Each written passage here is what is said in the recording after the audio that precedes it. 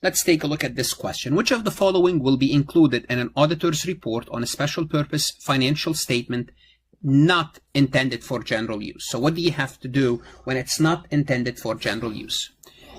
Emphasis of a matter paragraph alerting the reader about the preparation in accordance with the special purpose framework. Do you have to do that? And the answer is yes.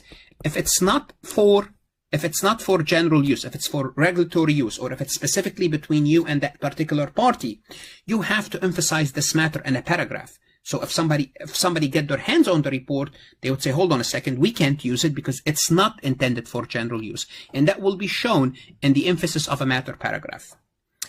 Other matter paragraph restricting the use of the report. Do you have to do that? Yes, you have to do that. You have to put other matter paragraph letting everybody know, look, it's between the company and the regulatory agency. It's between the company and the party that contracted the company. Therefore, both 1 and 2 is the answer.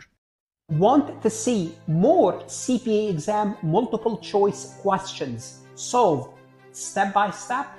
At farhatlectures.com, you will get hundreds of video solved MCQs step by step, including previously released AI CPA questions, previously released AI CPA simulation, in-depth lectures and resources to prepare for the CPA exam, AI tools that's going to help you study smarter, not harder, CPA exam podcast lessons where you can learn on the go.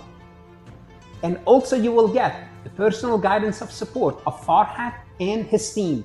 If you are serious about passing the CPA exam, this is your next step.